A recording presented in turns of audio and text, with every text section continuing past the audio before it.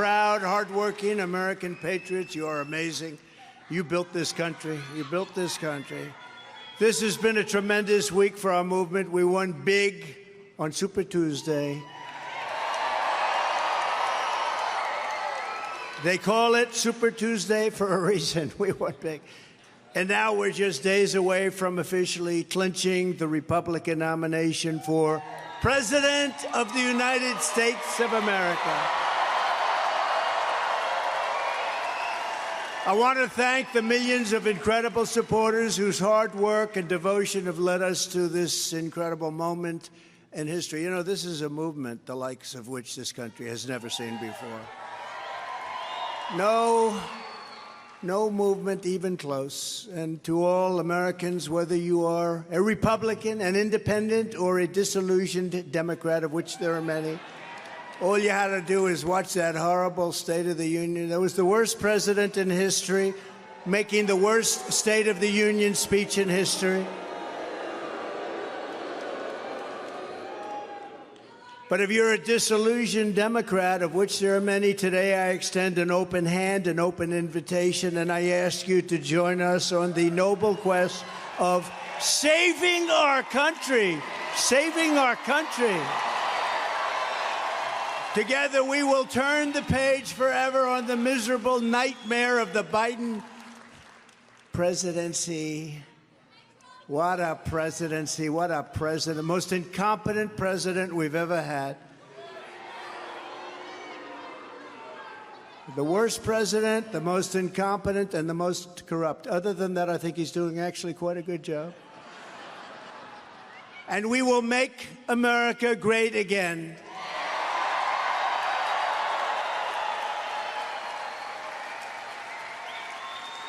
Two nights ago, we all heard Crooked Joe's angry, dark, hate-filled rant of a State of the Union address. Didn't it bring us together? Remember, he said, I'm going to bring the country together. I'm going to bring it together. No. He's a threat to democracy. I will tell you, he's a threat to democracy. Weaponize government, weaponize the FBI, weaponize the DOJ. He's a threat to democracy for other reasons also. Number one, he's grossly incompetent. Joe Biden gave the most divisive, partisan, radical, and extreme speech ever delivered by a president in that chamber, not even close. Rather than trying to bring our country together, he tried to cling to power by tearing our country apart. He's done nothing. You know what their whole thing is going to be? Go after Trump. Go after. We have no policy. We didn't do anything. Everything we did turned out so badly. Go after Trump. And we're ready for it. Are we ready? We're ready. Crooked Joe Biden talked about Ukraine before he talked about America. He talked about the size of a Snickers bar. You know, it's probably true about Snickers. They throw a little bit less in. I'd probably do the same thing if I owned that particular company. But can I be honest with you? Who the hell cares about that? That's not what the problem is. That's not what the problem is.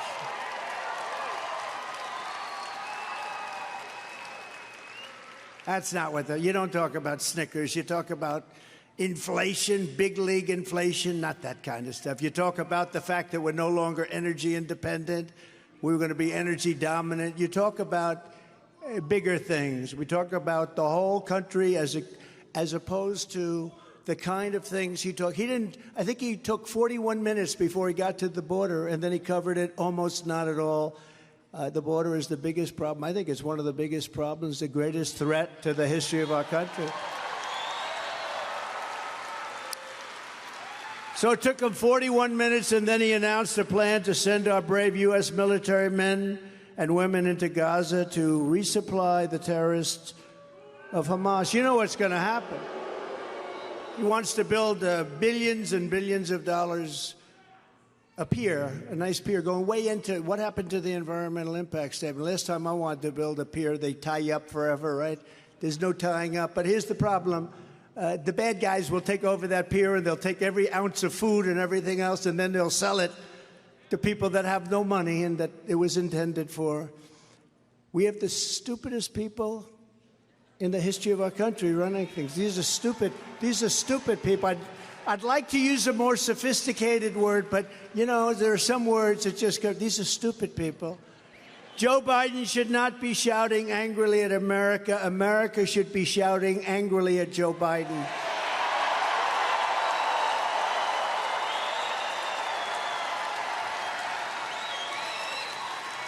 And we should be saying, Crooked Joe, you're fired. Get out of here. You're fired. You're incompetent. You're incompetent. Get out of here. You're destroying our nation. Get the hell out of here. You're destroying our country, Joe. He doesn't have a clue. He doesn't even know. He doesn't know he's destroying it. He has no clue.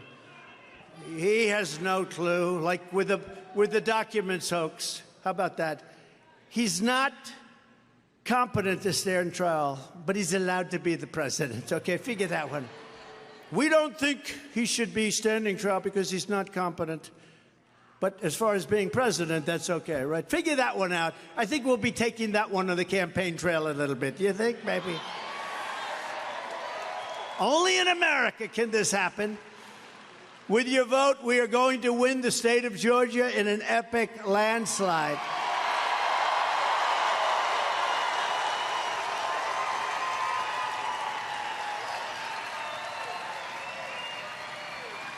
And by the way, I have to tell you that, you know, I've done it twice. We did great the first time, 2016. We did much better the second time, like not even close. And it was rigged. It was rigged.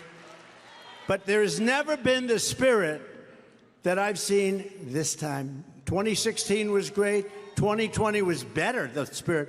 But this blows it away. We came in from the airport. We're 15 minutes away. The lines of people standing along the streets coming up to this building are incredible. Incredible.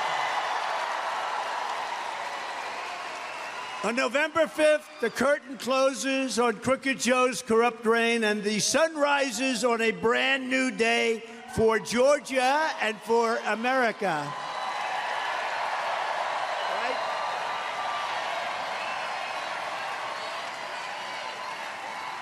By far the most disgraceful part of Joe Biden's service is the divisive and angry speech. It's so angry. Our great First Lady said, I think he's very angry. You know why he's angry? Because he doesn't know what he's doing.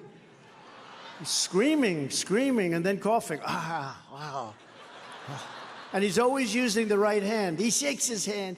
Then he gets off the stage. Did you notice nobody wanted to shake his hand? I wouldn't have said. I'm a great American, but I don't know if I want to go there. Now, he's always coughing into his hand, and it's not a real cough. It's a nervous habit. It's got to stop. Because there was no real cough. He just goes. And then you turn to fake news CNN. Oh, their light just went off. Their light just went off.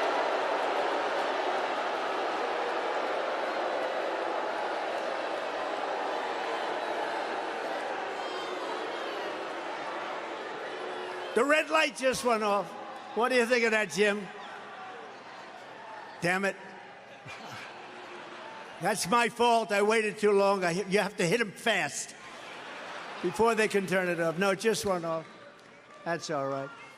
And they'll say the speech was brilliant, not since FDR. You know, FDR was a great orator. Beautiful tone, beautiful. He was born in a very patrician area, to put it mildly. Very rich, very patrician, beautiful accent, beautiful words. He was a great speaker. And they said, not since FDR has a speech been so beautifully delivered. Do you believe this? No, do you believe this? I think Marjorie believes it because she was there. She saw. It's incredible. That DNC, I'll tell you what. You take a look at MSDNC, how evil they are. They're evil. They're sick. They shouldn't even be allowed to do what they do because it's so corrupt. They shouldn't be allowed to do it. They are fighting me. And to think that I had The Apprentice on NBC and I did so great for them. I said before the election, long before I started even, I said, well, one thing for sure, I did so much I made so much money for NBC. They hadn't had a #1 show in years. They were dying. And that idiot Jeff Zucker was running it poorly. He was running it to the ground. And I came on and I gave them ratings like they haven't had in years. And when I said, I'm going to leave the show now, they wanted me to extend. Instead, they got Arnold Schwarzenegger. What happened is I said, no, I'm going to leave because, boy, are you quiet when you hear this one. Because you haven't heard this before. This isn't part of the repertoire, right? Right, Bert? You haven't heard this one, but you hear how quiet? It's almost like when I do The Snake. It's very quiet. It's so quiet. You can hear a pin drop, but it's true.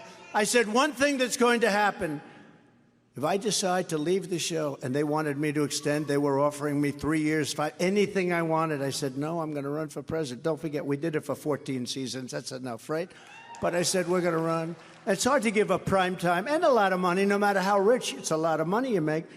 But you give up primetime television, Thursday nights. It was a hard thing to do, but I said, no, I'm going to run for president. And they were so upset, and they said, no, no, no. And I decided to do it. And they said, who do you think we should use? I said, I have no idea. That's your business, not mine. And they said, what do you think of Arnold Schwarzenegger? I said, hey, he's a movie star. Maybe he'll do well. The guy got killed. He couldn't get anything. You know, Flies watched. Flies. And the show was canceled. Remember, they tried Martha Stewart, too. How did that work out? She blamed me. She said, it's your fault that she failed doing the... I said, why? She couldn't tell us why. I don't know. She never figured that one out. But they used her. But they used Arnold Schwarzenegger, big movie star, and he failed so badly. Actually, they asked me, because I own it with Mark Burnett, right? Mark Burnett's great. And I own it, and they said, well, you own it, so you would like to have it do well. I said, I would. They said, would you rather have it do unbelievably with Arnold, big movie star comes in, Arnold Schwarzenegger, or would you rather have it fail? I thought about it for a little while, and I said, honestly, I'd much rather have it fail because it makes me look better, right?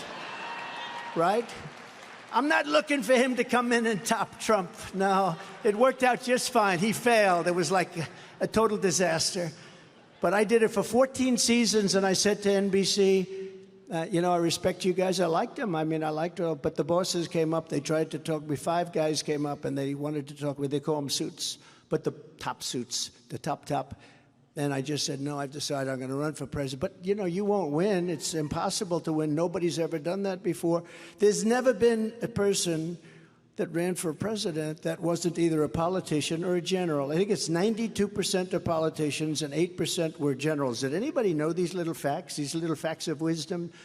So you had to be a general, I guess an admiral and all, but there were no admirals. 8% generals and 92, think of that, 92% politicians. I said, I don't care. I mean, it doesn't matter to me. I'm going to give it a shot. And I announced and immediately went to #1 and stayed there for a long time. Remember, I had center of stage. And then I got angry because I said, no, I want to be in the center. I don't want to be tied for the center. Those guys don't come close. So we had to have a different number. So it didn't have to be 10. It had to be 9, or it had to be 11. It had to be something. But it couldn't be an even number. And they got angry at me. I said, no, I'm not going to do it. So then they ended up doing what I said. But right from the beginning, it worked. And then I got on television, and they asked me that horrible, horrible question, remember? And I said, oh, am I dead? That's the first question I ever got. Megyn Kelly, may she rest in peace. She's sort of making a career by pretending she likes me. And then, so what happened is she asked me that horrible question about women. Women love me. You know, I protect women. I protect.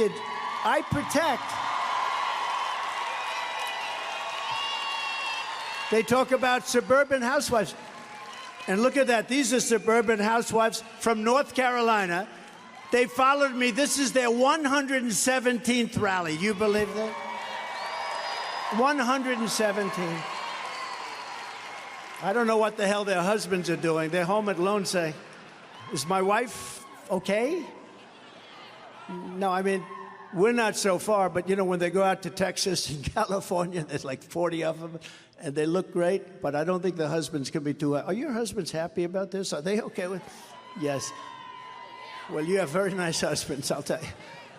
But it was an amazing phenomenon, and I do protect women. Look, they talk about suburban housewives. I believe I'm doing well. You know, the polls are all rigged. Of course, lately they have been rigged because I'm winning by so much. I don't want to say it. Disregard that statement.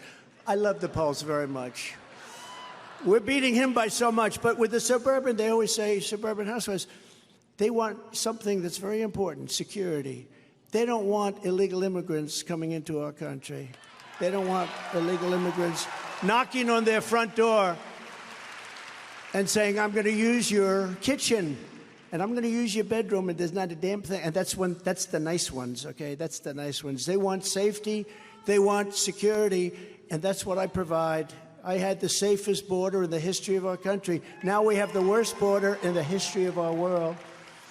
So we went out and we did it, and we went to #1 almost immediately, right? I think immediately. I think the first week or something was, you know, I wasn't given credit because it was only one day of the week. So I said, ooh, I didn't start off too well. They said, well, you were only given credit for like a half a day. I said, oh, that's okay. So let's see how I do. We went to #1 immediately. From the day we came down that beautiful escalator in Trump Tower with our First Lady, who people love our First Lady, I want to tell you. She says hello. We went to #1, and we never left. And then we had a beat. I don't call her crooked anymore. I use that term for Joe. Joe's crooked. And I don't call Hillary anything. I don't even think about her anymore, to be honest with you. But we went to #1, and then we weren't supposed to win the election, and that's what they hate me for, because I won an election that the Republicans were not supposed to win. They weren't. We weren't supposed to win it, right, Jim? But we won it, Jim. Jim Jordan knew. Do we love Jim Jordan, by the way?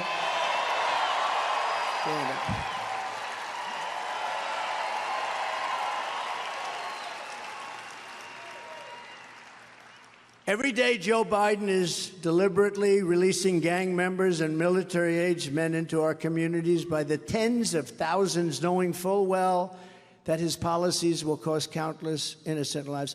I'm not sure he does know, if you want to know the truth, because I really don't. I don't think he's a good person. I don't think he's a nice guy. I think he's a corrupt individual, but I don't think, and it has nothing to do with age. I know people from 80 to 90. I know one man from 80, he was a loser all his life. When he turned 80, he made $1 billion doing something from 80 to 90. Amazing. And I know other people over 90. It's not an age thing. It's a competence thing. It's a competence thing. They got to stop. They do the age thing. And they always have me as his age. I'm 4 years younger. So 4 years is a lot, but it doesn't matter. They do the age thing to try and get Trump. Let's get Trump. They never talk about his competence. He's grossly incompetent. Don't you understand that? The question is whether or not he's going to get to the starting gate.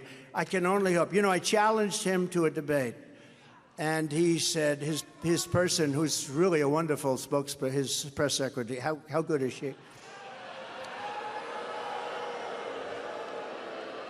She actually didn't know what to say, but I do. And I challenge him right now. You know, he's at another part of your state where he's really said some bad things today, and we'll get into that. He said some really bad things. But one of the lives that was taken from us was an incredible 22-year-old nursing student right here in Georgia, Laken Riley. Right? Look at the signs. Wow. Wow, wow, wow. From the time she was in the first grade, Laken's dream was to spend her life caring for others. And I met her beautiful mother and family backstage, sister, friends, some of her friends, a roommate. They said she was like the best. She was always the best. They admit that she was the best. And she was the first in her class. She was going to be the best nurse. She was the best nursing student. She was always the best. She was the brightest light in every room, they told me, and she was the whole world to her parents and to her sister, just to the whole family. Incredible. Then the unthinkable happened. 16 days ago, Laken went out for a morning jog. She was in great shape. She wanted to keep herself that way. And she never came back, never came back. They knew something was wrong. An illegal alien criminal who Joe Biden intentionally released into our country has been, and because he's released tens of thousands of people like this, tens of thousands, because you know they come from jails and they come from mental institutions. He released them into our country. Biden has implemented a formal policy that illegal aliens who intrude into the United States are granted immunity from deportation. Thus, when this monster showed up at our border, he was set free immediately under the program that Crooked Joe created. I call it free to kill. It's free to kill. On Thursday night, Joe Biden was confronted over this cruel policy. And what did Crooked Joe reply? And Marjorie, I have to say, you were very brave in trying to bring up a point. Very brave. Very brave. That takes courage. It's not easy to do, stand up and do that. That's not easy to do, Marjorie. We understand that. He got Laken's name wrong, calling her Lincoln. No. Mixing her up with the football coach, right? He got the name wrong, Lincoln. And when he asked, what about all the legal citizens who kill people? That's what he said. What about all the legal citizens? When he was asked, what about all the legal? In other words, making excuses. Then just moments ago, I don't know if you heard because you've all been waiting online for 2 days, but just moments ago, this was just before coming up, they just told me prior to what I'm doing right now that Joe Biden went on television and apologized for calling Laken's murderer an illegal. He didn't want to call him illegal. He apologized.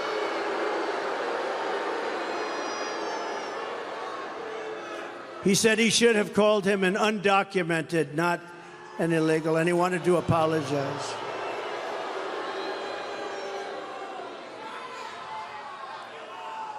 He wanted to apologize, and, well, they have a new name, too. They have a new name that's even worse. They have a new name. You know what the new name is? Neighbor. They want to call him neighbor. They want to call him another name. Did you ever hear the other one? Newcomer. A newcomer to our country. Are we going crazy or what? Is this country going crazy? How about that one? Newcomer. The newcomer. No, he was illegal. And I say he was an illegal alien. He was an illegal immigrant. He was an illegal migrant. And he shouldn't have been in our country, and he never would have been under the Trump policy.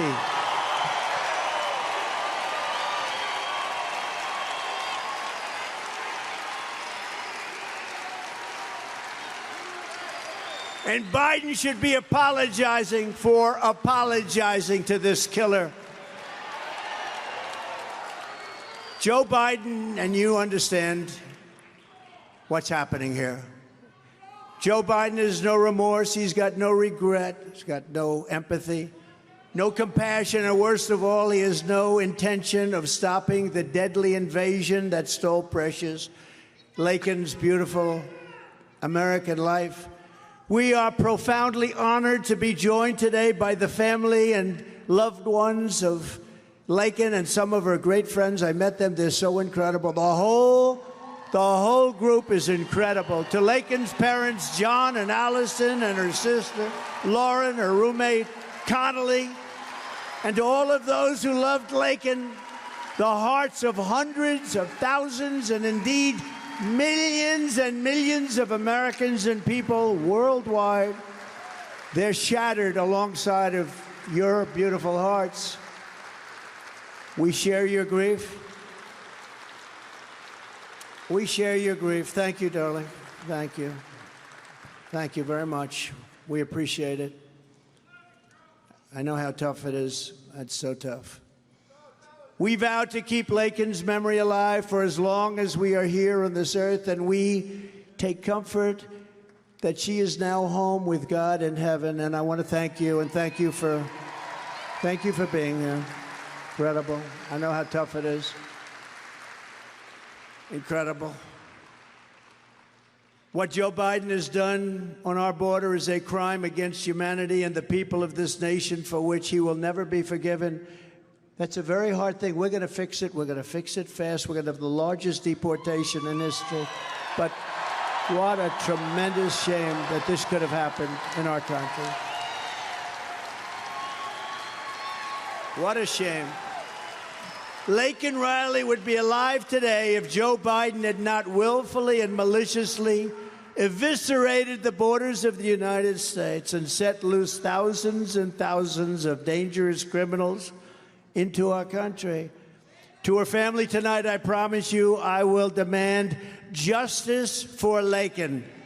Justice for Laken. Thank you. Thank you. Thank you very much. Incredible. I will fight like no one has ever fought before to ensure that what happened to this American daughter, this incredible, incredible American, that this never happens to any other daughter or anyone else ever again. We will do everything we can that it doesn't happen again. And you know it will, because unfortunately we have so many people allowed into our country that shouldn't be, but we're going to get it down to a trickle. We're not going to let this go on. Our country is being destroyed by an incompetent president, and we're not going to let this happen. I mean, the good thing about his speech, if you want to call his rant the other night, he probably did well enough that he's not going to be replaced on the ballot, because they were talking about replacing him. And I said, you know, he got through it, barely, but he got through it. I think he's possibly going to make it. Nobody thought he was. I sort of didn't think. I guess maybe I still don't think. I mean, when that's the best that a party can do, we're in big trouble. And, you know, they always talk about, it's so interesting. I watch these criminals back there, the press. Look at them. Look at how many of them. That's a lot of people. That's a lot of people. Wow. I always say they should endorse me because I'm the best thing that ever happened to their ratings. They should endorse me.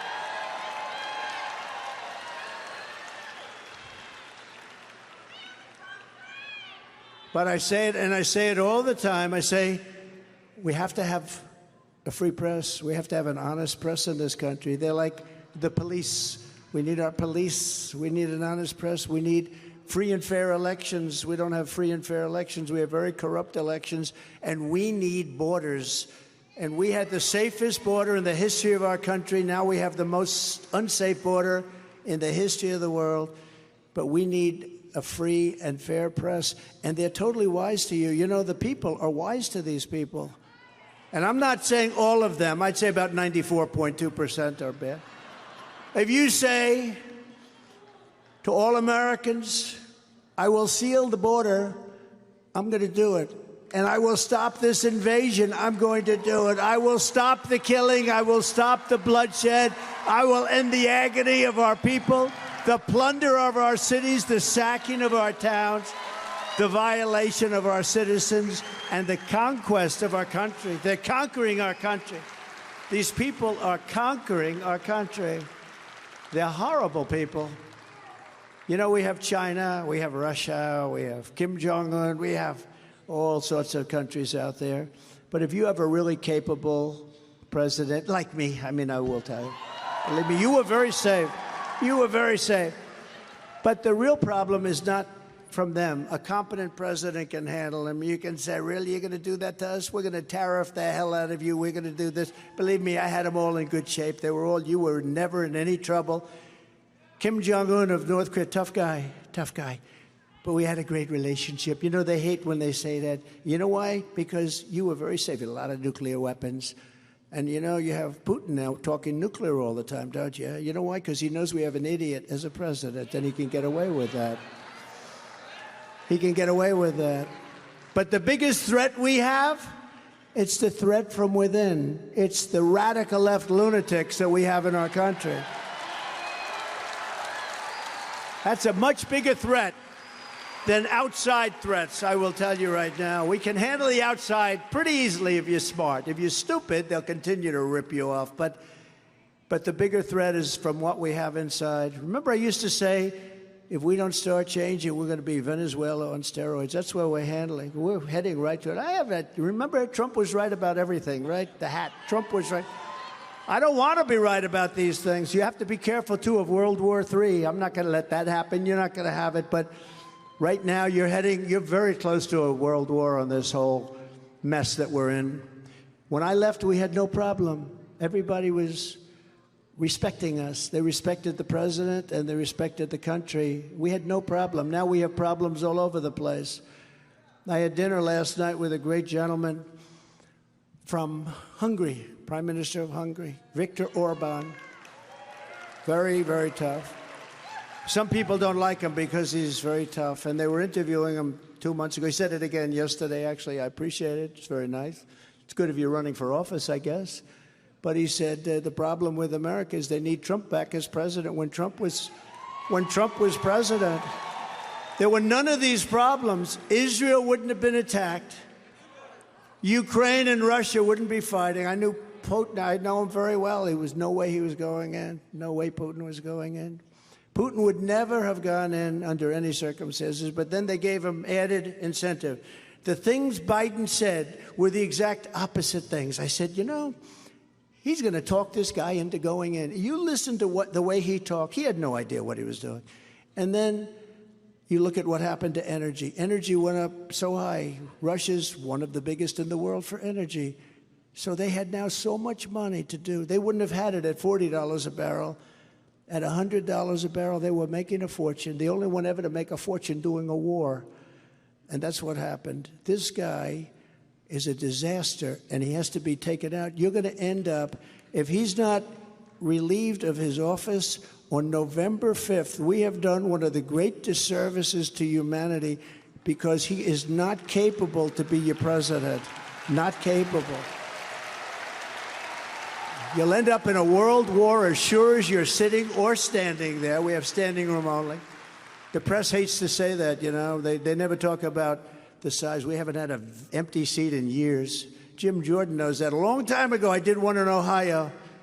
And Jim said, man, there's like 10,000 people outside. They can't. That was the beginning, right, Jim? And we saved Whirlpool, and we saved some great companies up there, and now they're doing good. They had little problems, like they weren't allowed to have water go into their washing machines. You know, minor little problems. But we took care of it. We took care of the dumping. They were dumping from South Korea and from China. They were dumping washing machines, dryers. And we took care of it, and they love us up there. We love them. And they love this whole family. I tell you, they love this whole family up there. But we have to straighten out our country. We have to do it fast. And we don't have that much time anymore. You know, even 7 months is a long time. We're waiting, and it's at the end of 7 months. In other words, it's closer to 8 than it is to 7. And the destruction that they are doing to our country, this is a long time. This is a very risky period. This is the most dangerous period in the history of our country, in my opinion. It's the most dangerous time. And that's because of nuclear weapons and other types of weapons that are so powerful. But nuclear weapons, but other types too, that are so powerful. This is no longer army tanks going back and forth shooting each other. This is big stuff. And we have a man that has no clue. If I said to him, give me the definition of MAGA, I don't know. Why do you ask that? I said, just give me. It's make America great again, Joe. He wouldn't be able to tell you. We have to stop MAGA. How about where he goes, we have to stop MAGA. We will stop MAGA. We will stop. I said, what does MAGA mean? I don't know, really. Tell me, what does it mean? Make America great again. Let's stop that. That's what they're doing. They are stopping it. You know, if they use their genius, because they are a genius at cheating at elections and things, but they're not a genius on policy or common sense. They have no common sense. But if they use their ability, their genius on making America great again, I probably wouldn't have ever run. I probably would have never run. I wouldn't have to. I'd be now lounging on some beautiful beach someplace or doing something like he does, but he does it during his presidency.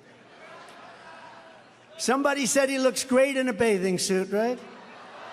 And you know, when he was in the sand and he was having a hard time lifting his feet through the sand, because, you know, sand is heavy. They figured 3 solid ounces per foot. But sand is a little heavy. And he's sitting in a bathing suit. Look, at 81, do you remember Cary Grant? How good was Cary Grant, right? I don't think Cary Grant, he was good. I don't know, what happened to movie stars today? We used to have Cary Grant and Clark Gable and all these people. Today we have, I won't say names because I don't need enemies. I don't need enemies. I got enough enemies. But Cary Grant was like, Michael Jackson once told me, the most handsome man, Trump in the world. Who? Cary Grant. Well, we don't have that anymore. But Cary Grant at 81 or 82, going on 100, this guy, he's 81 going on 100.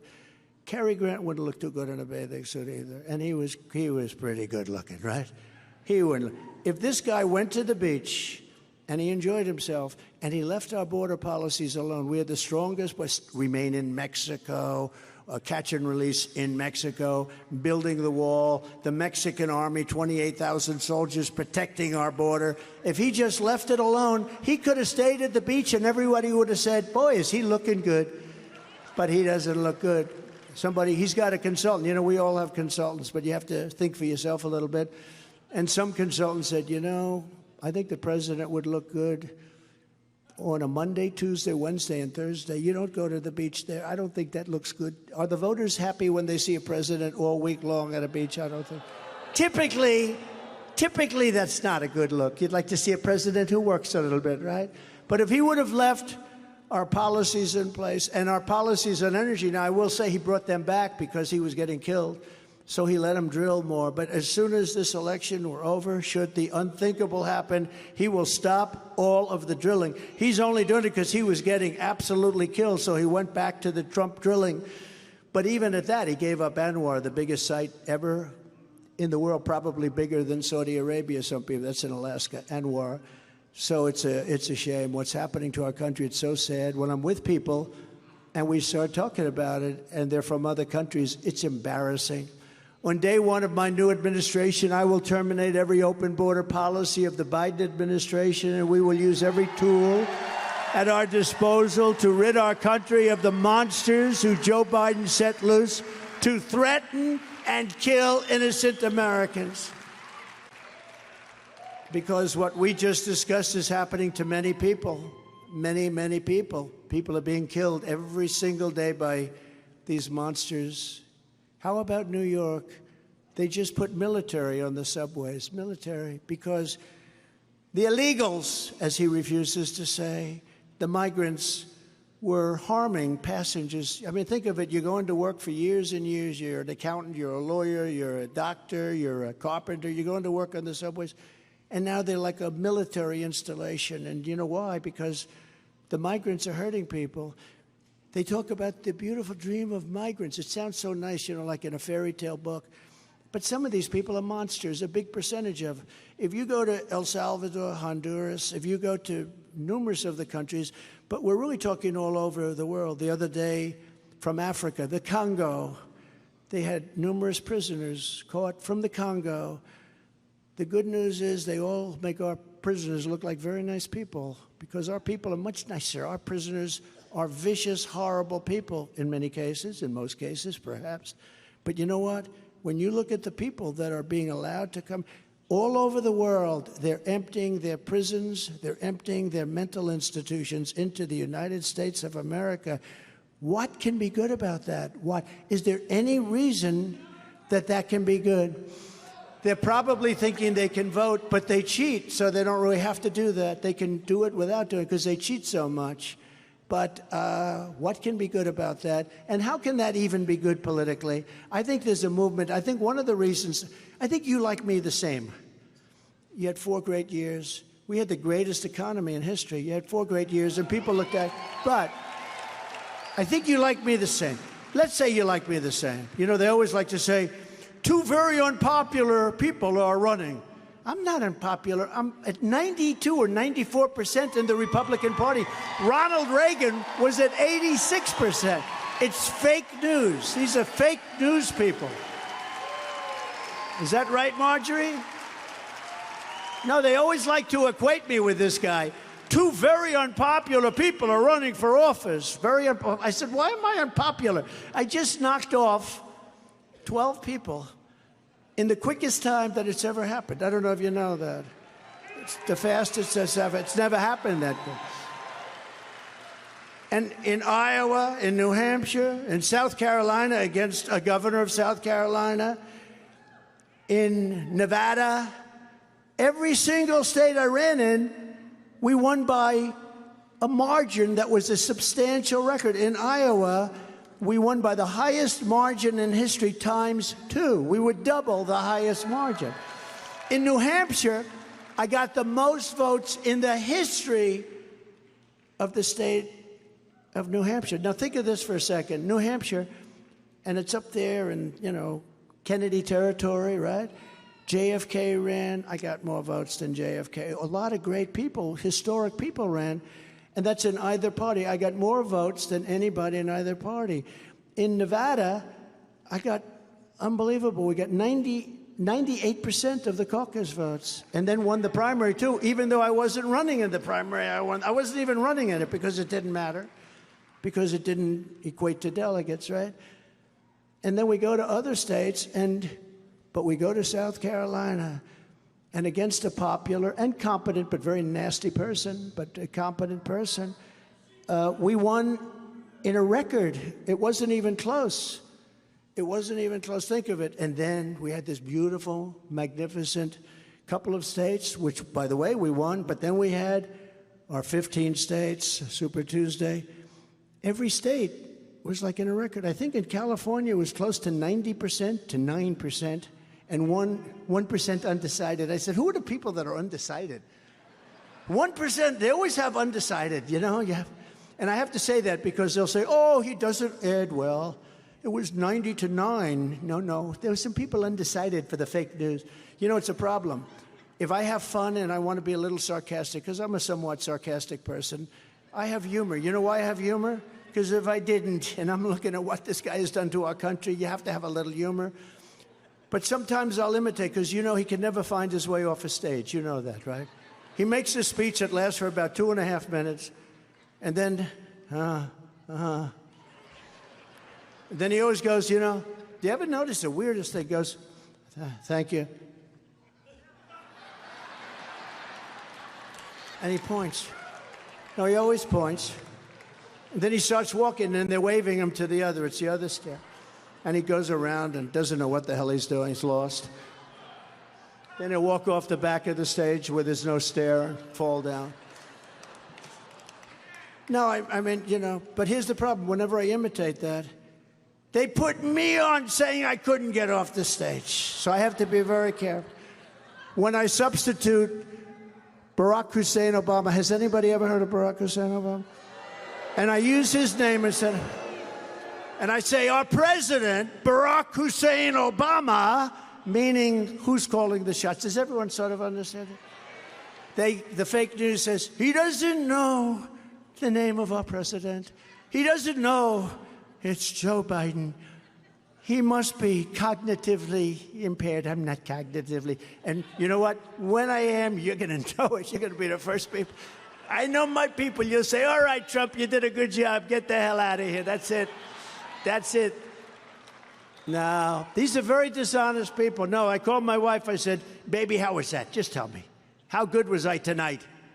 She watches it like she loves it, right? She said, you were good, but it's a little embarrassing. Why? They showed you couldn't find the stairs on the stage. I said, they did that to me. They did that. Because it's almost impossible. These things, in this case, we only have 4 stairs. It's a small platform. Look, I have one there, believe it or not, and one here, one there.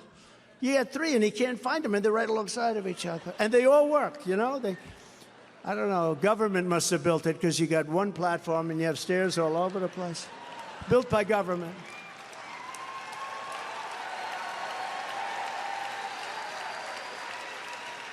Crazy. So I have to be very careful. I can't be sarcastic. Can't be fun. You can't mix names. Purposely mix names. Purposely. In his State of the Union this week, Crooked Joe told a total fairy tale about the economy. But the fact is, under Biden, we have a 3-year inflation rate of almost 50%. Under me, you had no inflation. You had no inflation. Under Bidenomics, the United States has lost 284,000 good full-time jobs in the past year and replaced them with hundreds of thousands of part-time jobs and a lot of government jobs. That's not fair. I could do that too. Let's hire some more people, make me look good. In addition, virtually 100% of all jobs created under Biden have gone to foreign-born workers. How do you feel about that? Good? And I'll tell you this, the biggest problem that you're going to see from all of these millions and millions. I think the number is 15 million people already. I think it'll be 18 to 20 million people by the time we get rid of this guy. And the biggest, think of it, that's bigger than New York State. I think it's going to be close to 20 million people. That's my prediction. But I think it's already 15 million people. Black people, Hispanic people, Asian people, and unions. Unions are going to suffer. I mean, I'm all for everybody. I'm for the worker. But unions, they should endorse Trump because I'm closing our border good and tight. And if you're going to come into our country, you're coming in legally. You're going to come into our country legally.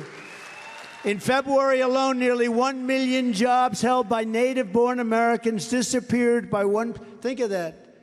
You lost 1 million jobs. Black people, that's who lost the jobs. Hispanic people, that's who lost the jobs. That's why we just had a poll come out. Now, it doesn't sound great, but it is great relative. You know, a stiff like Mitt Romney, I think he had 4% of the black vote. I had, as of this poll today, Marjorie, 28%.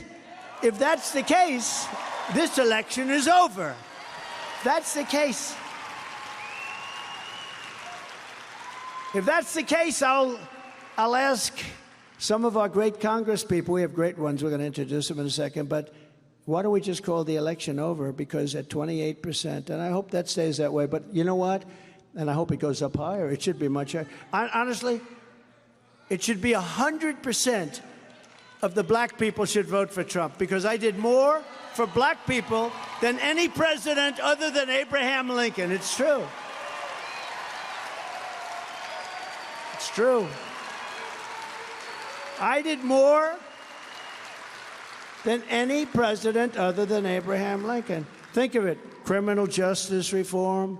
I took care of the black colleges and universities. They would come up to Washington. After 3 years, they said, why do you guys keep coming back? One of them, I got friendly with some of them, really good people. They said, every year we come back looking for money. They do a great job.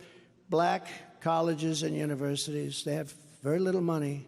And then you look at Harvard and these maniacs, and they have billions and billions of dollars. Very unfair. We're going to have to look into that whole situation. We're going to have to. And Elise did a very good job when she destroyed that person, the big plagiarizer from Harvard. I think did she plagiarize every document she ever wrote? I think so. The only thing she had going for her was nice glasses, if you like that look. No, Elise did a fantastic job. We all know that. She was amazing, and it really revealed what they were all about. But I took care of the black colleges, universities, opportunity zones. Tim, does everybody know? Tim Scott. So I shouldn't say, he'll get angry, but I tell him this all the time. So, you know, when we win and people come on, and many people, as soon as you win, I have calls from people that you wouldn't believe. People that were so nasty to me, now they're going, sure, we'd love to come over and make amends. You know, I've always felt you were the best candidate. I think you're fantastic. You know, people that were with the sanctimonious, they were with other people. Well, I'm not going to use that name anymore. It's not respectful. Let's call him Ron DeSantis. People that were with DeSantis were with Nikki. They were with her. Now they're calling saying, sir, congratulations. I've been so busy, sir. I haven't had time to make the call, but now that I'm freed up a little bit, would it be possible for me to come? I'd like to support. I said, I thought you were with DeSantis. Oh, sir, not really, sir. You know, those were false reports. Great comprehension, always had great comprehension, great memory. Oh, I said, oh, no, you were with them. Let's just look it up. The great thing about, one of the only good things about the internet, you press a button and it gives you the whole history of some guy. But they're all calling me Jim, and they're all saying, sir, I'll give you names. I'd love to reveal them right now, but I'll give you names that you wouldn't believe. We've got to stop Trump. He's an insurrectionist. Then 2 weeks later, sir, I'd love to be part of their campaign. I think I could really help. These are phony people. So 90% of them we won't take back, and it could be 100. Could be 100. But with your vote, we will throw out Bidenomics and we will reinstate Maganomics. Maganomics. Right?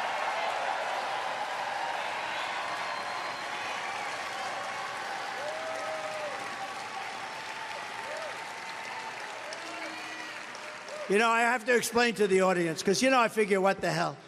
It's a Saturday afternoon. We have a little time. You know where I'm going later? I'm going to the UFC fights. You know why?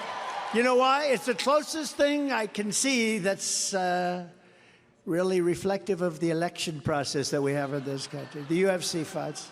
That may be a little tamer than the election business, right? But I'll be going to the UFC fights with some friends, and I look forward to that. Dana White, he's done a great job. I look forward to that. Oh, I hope he doesn't run for office against me. No, he's done a fantastic job. He likes that. No, he likes that because it's an easier business than politics. There's nothing like this. But I have to say that we have a country with tremendous potential, and if we turn that potential and use that potential, we're going to come back. A lot of people think we can't come back. It's too far down the line. It's not. If we don't win this election, it is. I don't think it can ever come back. It's never going to come back. It's too much. But we have tremendous people in the country, tremendous spirit. As I said, it's the greatest spirit I've ever seen, and I've down to it. This is my third time. I'm going to have to win it 3 times.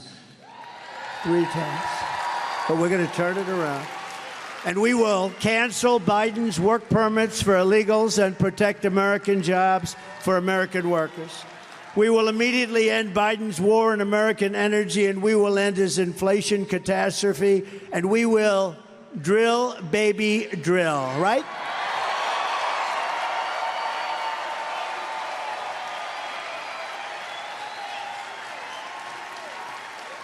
Yeah, I gotta interrupt. You know, the fake news will say, "Oh, he goes from subject to..." No, you have to be very smart to do that. You got to be very smart. It's called, you know what it is? It's called spot checking.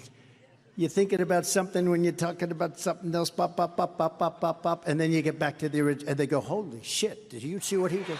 That's something. It's called intelligence. But so I have a problem, because we get so much television coverage, and look at the size. There's never been rallies like this. You know, I had 100,000, 105,000 people, depending. If we wanted a much bigger room than this. This is the biggest room you could get. We didn't want to have rain on you. We have a lot of people outside that wanted to get in, but every place is packed. The problem is, I've got front row Joes over here.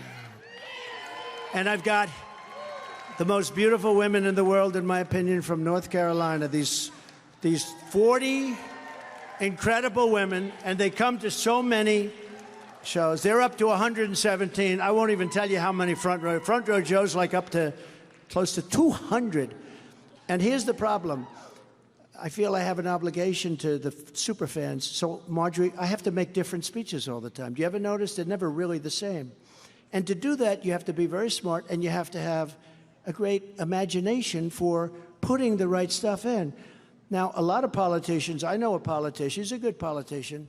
He's made the same exact speech, word for word, for, I would say, a good 10 years. He goes into a room, ba, ba, ba, ba, ba. He can't get himself into any trouble. You know people like that, Jim? Yes. He's saying too many, most of them. But we have to give a little action for these people. So we're telling you some stories tonight because we have to do that. But they'll say, "Oh, he was wondering. He must be cognitively imbalanced." No, I'd like to see these guys do it. Let's do a little IQ test. Let's do an IQ test. And by the way, and I said it before, but officially, for the good of our nation, it is time for Crooked Joe Biden and myself to debate. We have to debate. It's for the good of our nation.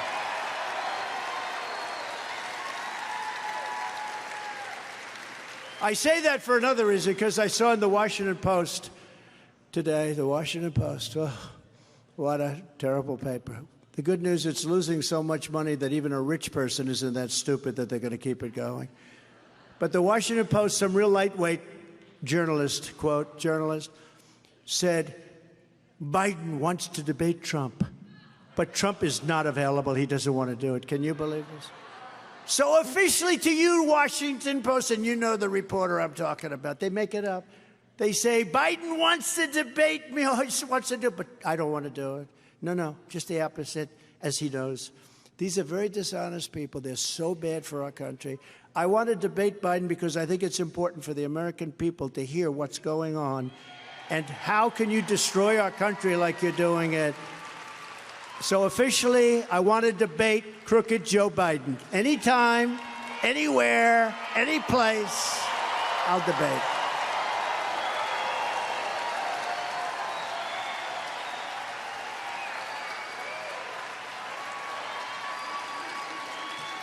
But it's no wonder that Joe Biden and his thugs are so desperate to stop us. They know that we are the only ones who can stop them. We're the only ones. There's nobody else. Nobody else. We're going to stop people. We're going to turn our country around. We're going to make our country so powerful, so great. That's why they're weaponizing law enforcement for high-level election interference against Joe Biden's top and only political appointment, a guy named me. It's a guy named me. Joe Biden and the fascists that control him are the real threat to democracy. Remember that. I'm not the threat to democracy. I'm stopping the threat to democracy. They're the threat to democracy. As an example, you read about this. Can you believe this? Sometimes it's not good to be rich. I just posted a $91 million bond, $91 million, on a fake story, totally made-up story. Think of it, $91 million. I could say things about what it would cost normally. $91 million. Based on false accusations made about me by a woman that I knew nothing about, didn't know, never heard of. I know nothing about her. She wrote a book. She said things. And when I denied it, I said, it's so crazy. It's false. I got sued for defamation. That's where it starts. And this is Democrat operatives. These are all her lawyers, a big Democrat operative.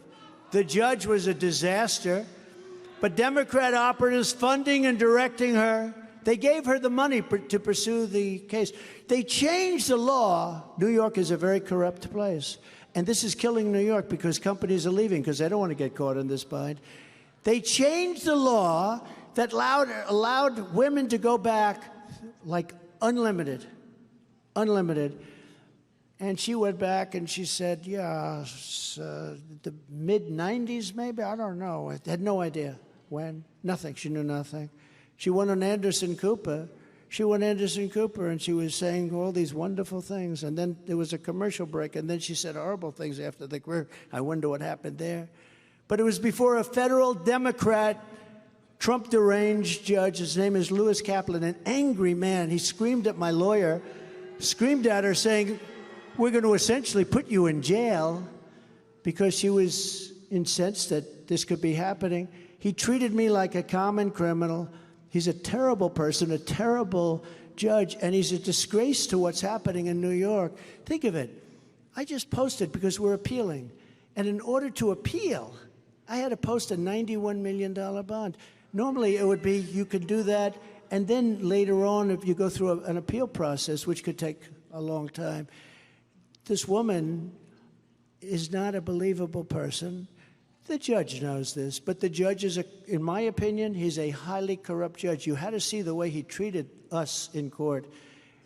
So I posted a $91 million bond, and the woman didn't even know when it happened.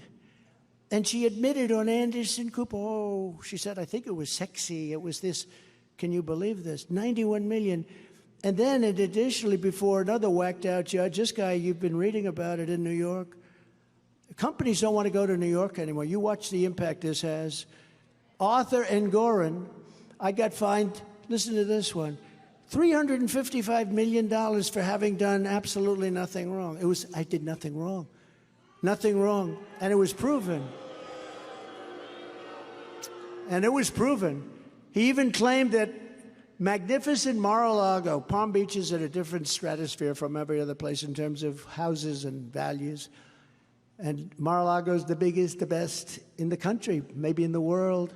Magnificent Mar-a-Lago is worth $18 million when he knows it's worth anywhere from 50 to 100 times that amount. But this was good for his false and fake decision.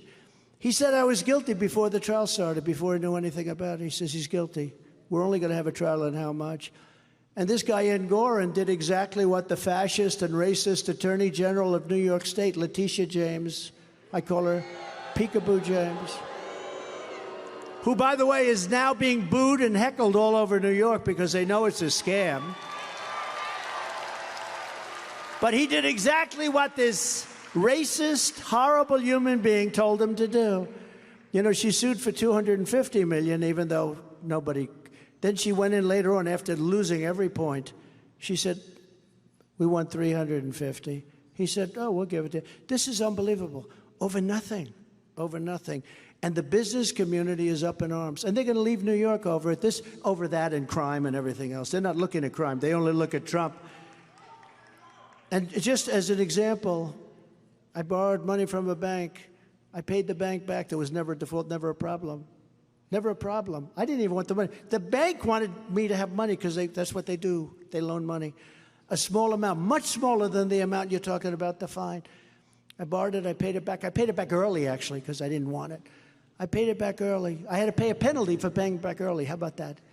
Okay. I paid a penalty because I paid it back early. They didn't want the money. I said, anyway, the banker testified. The bankers. But the banker testified. No, the loan was perfect. Well, we don't understand. He didn't even know what he was doing there. And this judge, he levels a fine for $350 million, $55 million, $355 million on a loan that's a fraction of that size, because he's a corrupt Democrat clubhouse judge. He wouldn't allow a jury. There was no jury. It was a statute that I was sued under that was never used before. It was a consumer fraud statute. Never, ever used before. Did you know that? Never used. Only first time. Where you're not allowed juries, you're not allowed anything. It was in the sole discretion of the judge, and this corrupt judge ruled that I have to pay $355, because you know what they're trying to do? They're trying to take us out, and it's not going to work. Not going to work. Not going to work. It's not going to work. But this is all crooked Joe Biden. It's directed lawfare and weaponization against his political opponents. And that includes really all of us. It's what's happening is just an incredible thing. Now, take a look at your own neighborhood. You have a woman named corrupt Fonnie Willis. Fonnie. You have a woman named Fonnie Willis. Now, even though I believe it's spelled F-A-N-I, to my way of thinking, that's Fanny. But once she became the district attorney, I think she put a little emphasis on the U. Fonnie. So corrupt Fonnie Willis hired her lover, Nathan Wade, so they could fraudulently make money together. Let's make money, darling. Let's see, who can we go after?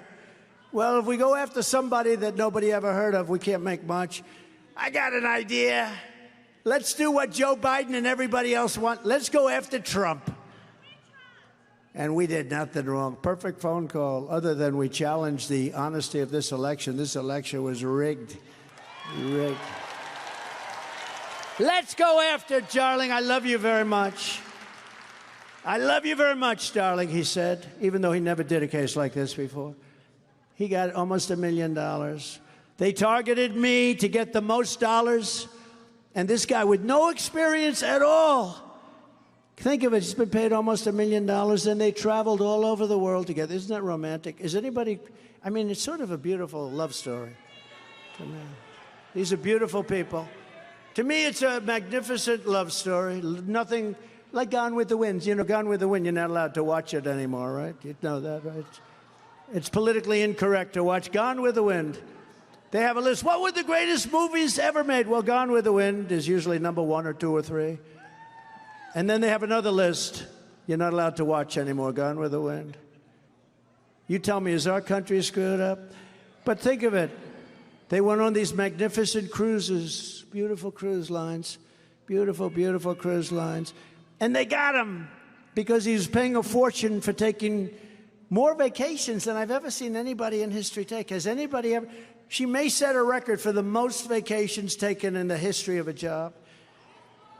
But with money made wrongfully, prosecuting me and other innocent American patriots. We have a couple of them here right now head of the Republican Party, an incredible guy. I mean, they went after him. He was a very good person.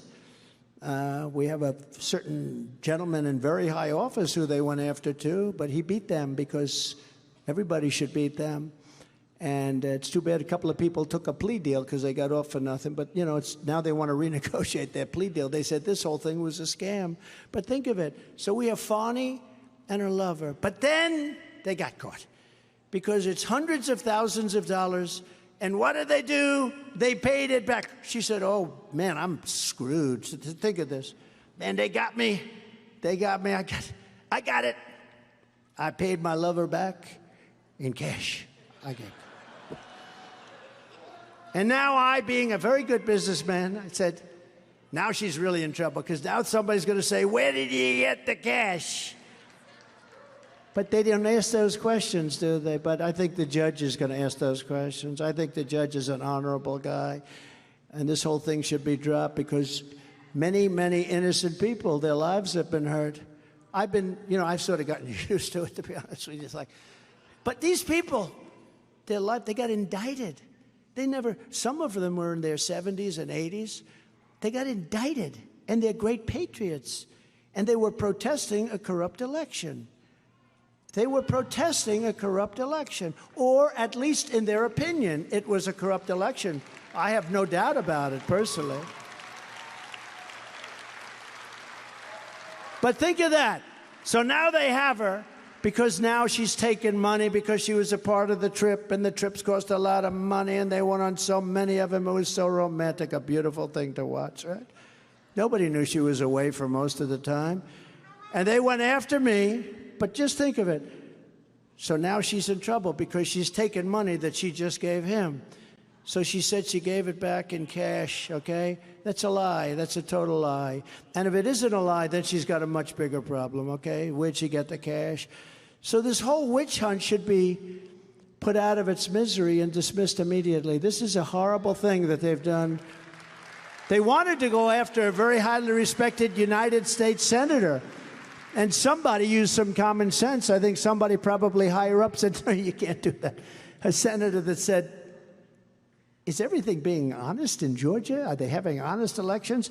Let's indict him for asking that question. No, they tried to go after a couple of people that you wouldn't even believe if you heard their name. Their whole campaign plan is to attack me because they've done nothing else. That's all they have. And this is all coming out of Washington. I don't know if you know. I call him Lover Wade. Lover Wade. Lover Wade spent days in the White House counsel's office. Do you know that, right? Did you know that? North Carolina. Spent days in the White House and days in the DOJ. This is all a Biden thing. The Fannie is not a local state story. This is done in coordination with the White House. The DA in New York is done in coordination. They took their top person in the DOJ and put him in the Manhattan District Attorney's Office to prosecute a gentleman named Donald Trump. Isn't that nice? They had a man, Pomerantz, who was Hillary Clinton's lawyer, represented the Democrat Party. He left the law firm, big law firm, smart law firm, very Democrat. It's okay. He left the law firm to serve free of charge in the DA's office in Manhattan to prosecute Donald Trump. So he's a big-name lawyer, Pomerantz. And he left. Think of this. Think of this. He left the law firm, represented Hillary Clinton and the DNC and Democrats.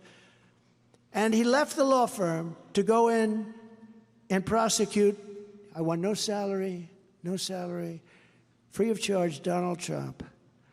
And then they came in and they said, these charges are bullshit. You can't do that. And he quit in a huff.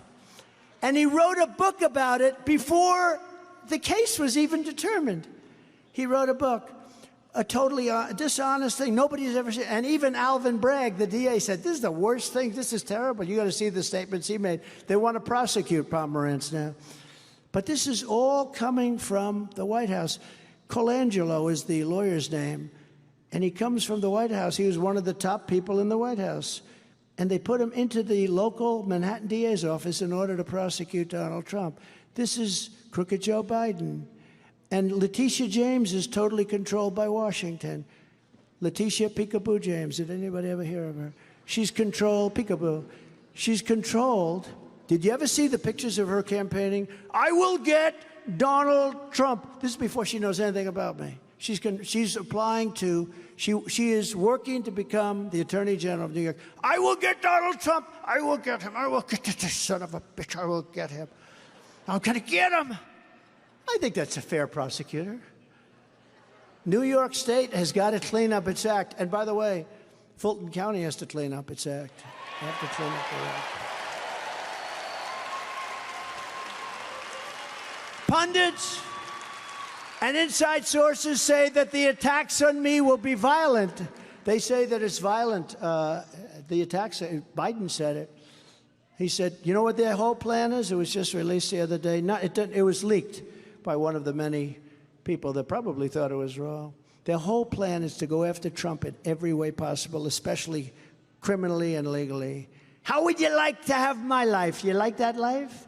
Darling, I go home to our wonderful First Lady. She never heard the word indictment. Neither did I until I got indicted so many times in the last few months. I got indicted more than the late, great Al Capone. Did anyone ever hear of him? Alphonse Capone. He was the meanest of them all. He was a gangster. If he had dinner with you and he didn't like you, you would be found dead the next morning. Your wife would not talk either because she was petrified. No, this was Al Capone. I got indicted more. My parents are looking down on me right now. They're saying, oh, my son, he's such a good boy. He didn't do this shit. Man, my father would say, he doesn't do this. Think of it. I got indicted more than Alphonse Capone, the meanest Scarface. Did anybody see the movie Scarface? He was not a nice man. Even Jim Jordan would be afraid of Scarface. Everybody was afraid of Scarface, but Scarface had a different kind of a thing. They didn't go after him like they go after me, I can tell you that. We can't let this happen. This has never happened in our country before. This happens in third world countries. This happens in banana republics. We can't let it happen here. And it's going to start with Fonnie, and hopefully they're going to end the case. They're going to end the case, not get rid of her, because this thing, and this affair was going on long before the case started, so the case is totally compromised. But we don't need to get rid of her and then put somebody else in there. It's unfair to all those people that got indicted. The list goes on, and they're good people, too. They're American patriots. They were protesting a rigged election, and it should start right here. They should throw out that fake deal from Fulton County. What they should do, they should spend their time going over the votes in Fulton County. That's what they should do.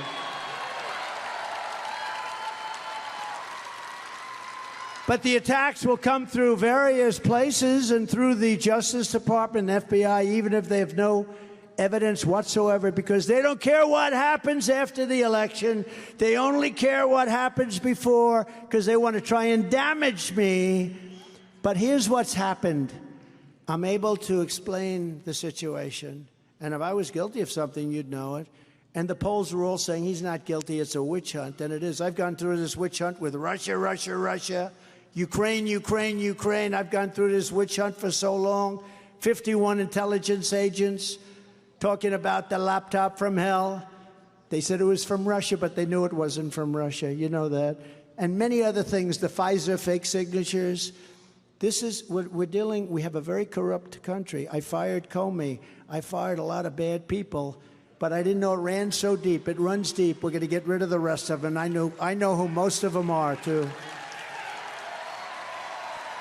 They raided my house in Florida, Mar-a-Lago. They raided with they had no reason to do so. They violated my Fourth Amendment constitutional rights. They can't raid your house. They're not allowed to do it. They raided it. But a thing like this has never, ever happened before. Joe Biden is out of control, but really the people out of control are the people that surround him. I saw Merrick Garland. I really thought, I was thinking about Merrick Garland because I came in and I put somebody else in there instead of him. And I was thinking about him, and he's liberal, but I thought he'd be a high-quality person. But the other day he said he doesn't want to have any voter ID. He doesn't have voter ID. And he said it with a straight face because he thinks voter ID is discriminatory. He said this, you need voter ID. You need identification for almost everything you do. But no, in the Democrat National Convention, the last one, you had cards, identification cards that were bigger than a person's chest, a normal person, not a very big person, but a normal person like this. It had pictures from different angles. It had everything. It had everything. Probably didn't have your Social Security number, but that was about it. And they had identification. It was voter identification. In that case, it was party identification. You had identification cards all over people. But when it comes to vote, the most important thing we do is vote. When it comes to vote, no voter ID. I don't think we're going to stand for that. But Merrick Garland said that, and he said it with a straight face. We don't want voter ID because that's discriminatory. No, they don't want voter ID because if you have voter ID, it's much harder to cheat. Very simple. Biden is a weak, angry, flailing president. He's flailing and failing when you think of it, right? He's a flailing president and he's a failing president, hoping that something sticks because they have nothing to campaign on. They have absolutely nothing. His administration has been a complete and total failure, whether it's Afghanistan, where we lost 13 soldiers, 38 wounded horrifically with the arms, the legs, $85 billion worth of equipment left behind, and hundreds of millions of dollars of harm. And we still have probably, could be 1,000 American hostages over there. Nobody knows. But he should be attacking inflation, or when you think of it, inflation wouldn't have happened. The attack on Israel wouldn't have happened. The attack on Ukraine with Russia-Ukraine would have never happened. Everything Joe Biden touches turns to shit. Everything.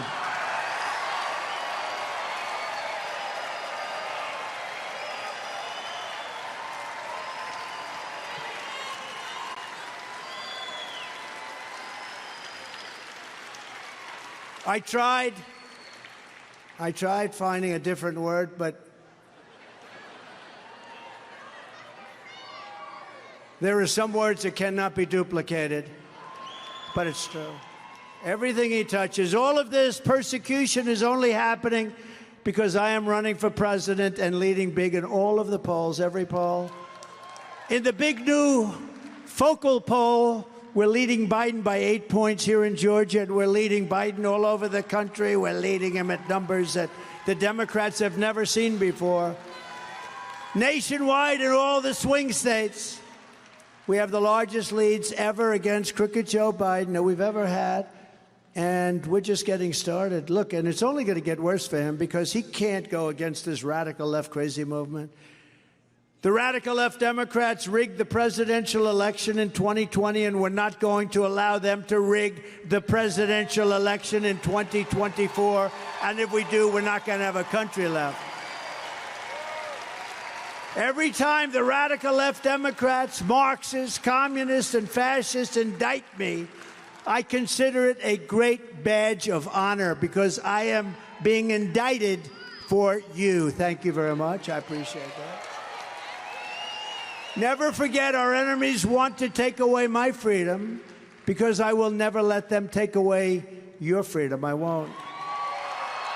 They want to silence me because I will never let them silence you. And in the end, they are not after me. They're after you. I'm just standing in their way. I always will. We're delighted to be joined today by an outstanding American patriot who just announced that he is running for Congress in Georgia's 3rd congressional district.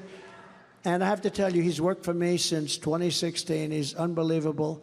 And he's always wanted to be a congressman. He wanted to grow up like some of his heroes in this room, because we've got a lot of great Congress people in this room. He's a proud Georgian, Fayette County native.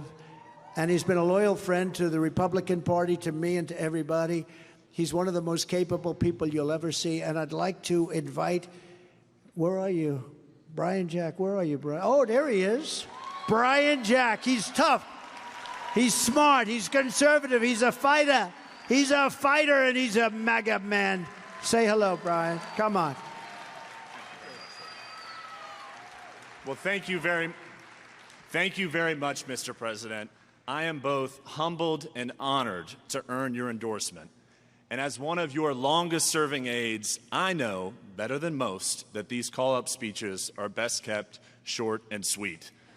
After all, we're here tonight to celebrate the now official Republican nominee for president, Donald J. Trump.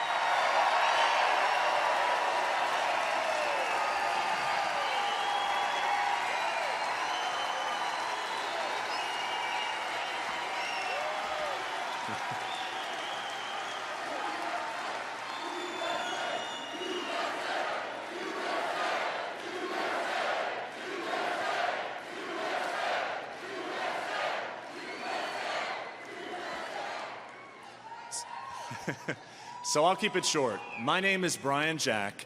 I'm from Fayette County, and I'm running to represent Georgia's 3rd Congressional District because I believe in the America First agenda that everyone in this room has propelled to enable President Trump to make our country great again. And Mr. President, earlier today we went through some of your record-setting accomplishments, and because the cameras are now on, I thought it best we go through them just one more time. If y'all could enlighten me, which president delivered the most secure border in American history? Which president gave us the best economy in American history? In 2020, which president earned the most votes in American history? And just earlier this year, who now holds the record for the most votes in Iowa caucus, New Hampshire primary, and Super Tuesday history? Ladies and gentlemen, as Georgia voters, I challenge each and every one of us. Let's get out in November and let's set another record. Let's re-elect the greatest president and political athlete of all time, Donald J. Trump.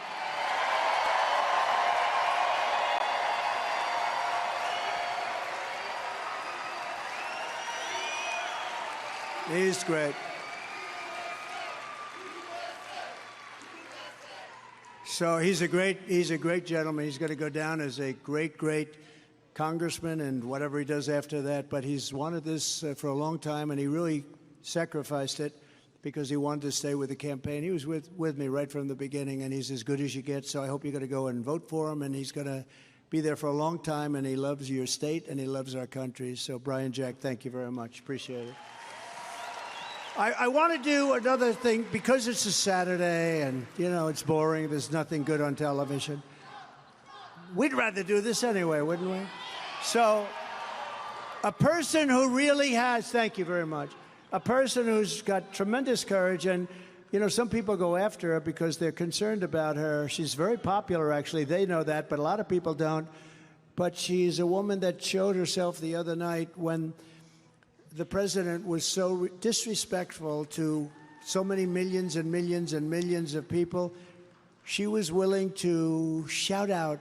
Now, sometimes you would say that's not nice, but in this case, it was very well needed because we have to shake this country up. This country has to come back, and it's never going to come back unless we have people like Marjorie Taylor Greene. Please come up. Come. Come on up, Marjorie. Come on.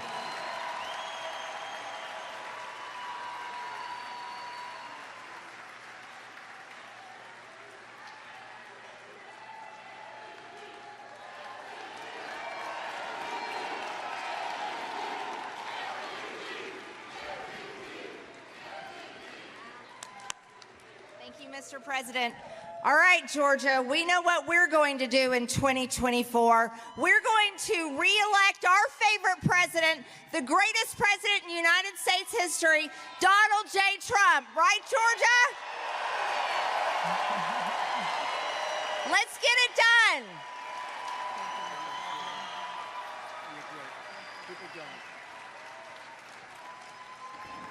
You got a lot of courage, that one. In addition, and I spoke with Jim Jordan, I said, you know, Jim, I'd like to invite this gentleman up because you don't hear as much about him, but he is a hero and he's one of yours. And what he's doing in Congress now for exposing horrible, horrible untruths and people that were really statements that were said about all of us. And I just think he's doing such an incredible job. I said, what do you think, Jim? He said, you got to bring him up. Barry Loudermilk. Barry, come up. Barry Loudermilk is... Come here, Barry. What a job he's doing. Thanks, Barry. Please. I trust the American people. When Kevin McCarthy asked me to chair a special committee to investigate what really happened on January 6th, I said, Kevin, I'll do it under one circumstance, that I just go to the truth. Whatever it is, we'll find the truth and we'll expose it to the American people and let the American people decide what really happened. And let me tell you, it's not easy. My dad, a World War II veteran, combat veteran and medic, told me, he said, you know, doing what is right isn't easy, and sometimes it's not popular, but it's always the right thing to do. And people will always try to stop you from doing what's right. I've been shot at, I've been run over, I have been called traitor to this country, and I've been lied about. But we're not going to stop until you have the truth. God bless you, and God bless Donald Trump.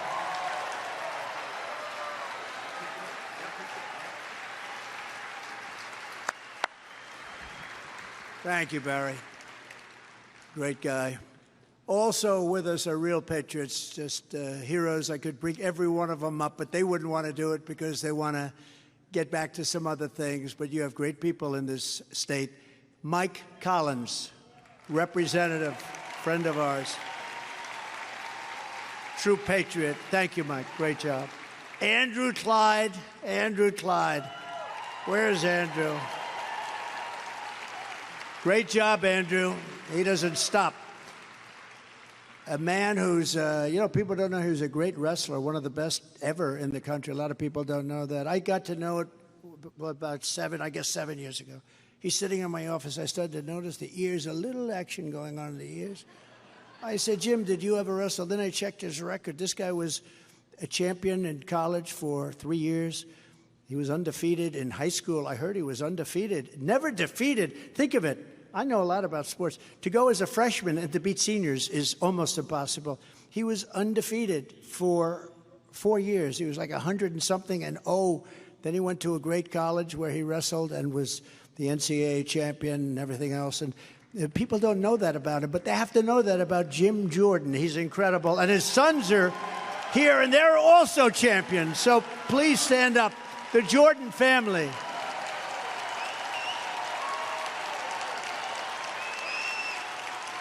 Great. And in Congress, he's just like he was in wrestling. There's a lot of similarities, I'll tell you. You have a great father, fellas, and you guys are doing a great job. Also, top champion wrestlers. I don't know, they're a hell of a lot bigger than you too, Jim, huh? I don't know. But I asked your boy, I said, so he's an All-American. I said, are you as good as your father? He said, nope. Not as good as my father. That's pretty good. You're an All-American, and you say the father was... See, I wouldn't have said that. I would say I was better. Then I'd have a problem with... But it's a great family. And to Polly and everybody, thank you very much. Great job, what you've done. Benjamin and Isaac. Benjamin and Isaac, thank you for being here, fellas. A friend of mine, somebody who's really going places. He already has, but he's really gone. His father was a fantastic man, so respected.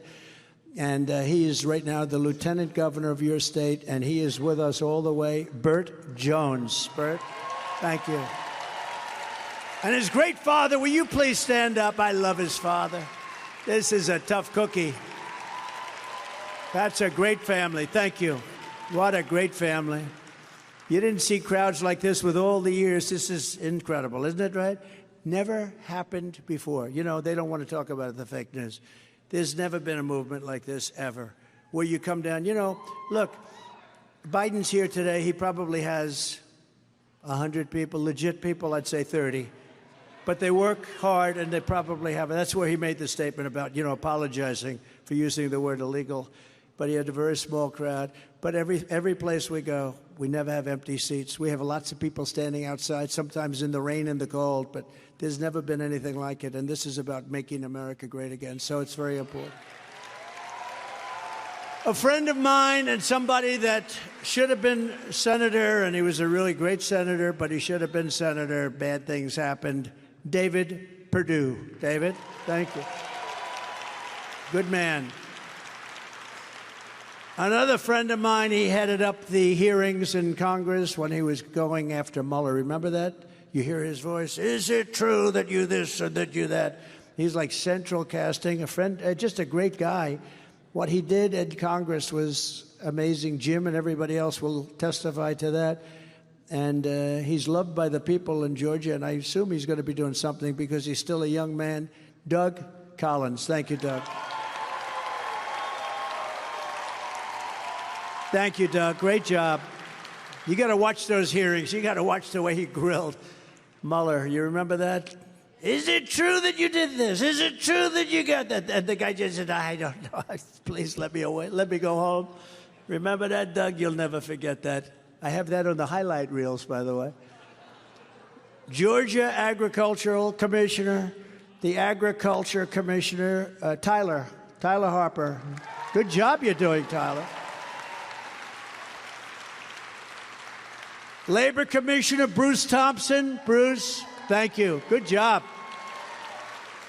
An incredible senator, I have to tell you, from day one, he was on the front lines, and he is a popular guy. People love him because he fights for justice. He got what was happening to the state very early on, and Bert can say it, very early on. Brandon Beach, what a great job you've done, Brandon. What a job.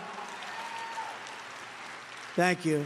And so many other politicians and representatives and people that love Georgia, so many that if I ever announced them would never get off. But I just want to thank you all for being here. We have some great, great people, great people here. All of the great representatives that have worked so hard. From the very first day that we take back the White House from crooked Joe Biden, I believe we're going to have the 4 greatest years in the history of our country. I believe that. Every problem Joe Biden has created can be fixed, every problem can be solved, and every injustice can be set right.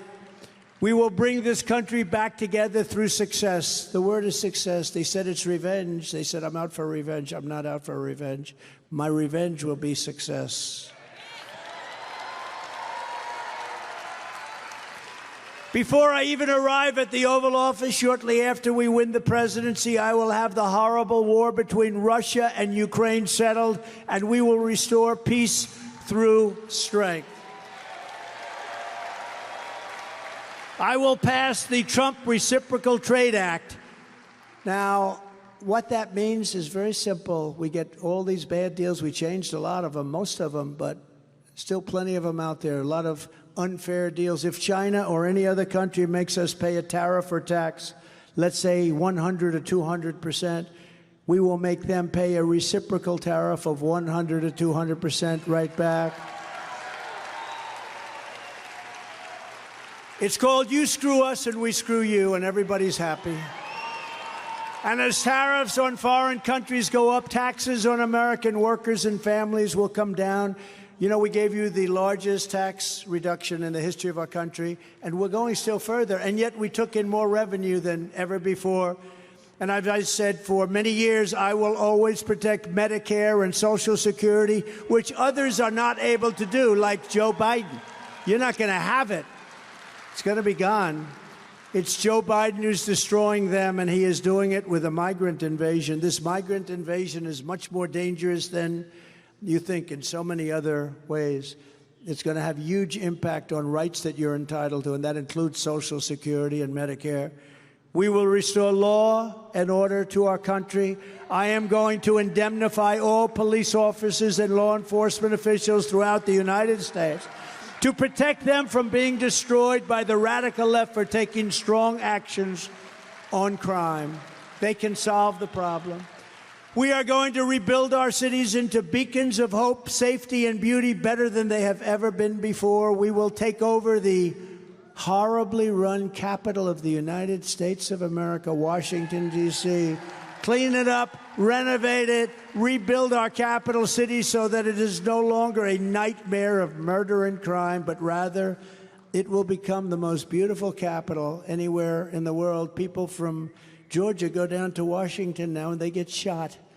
Horrible things are happening. You see graffiti all over the place, beautiful columns built 200 years ago and 100 years ago. Gorgeous columns. You say, how did they ever build them? How did they move them? They didn't have the equipment to move them. They moved them through force of will. They got them there through force of will. You look at these massive structures and you say, how did they ever do that? They didn't have Caterpillar tractors.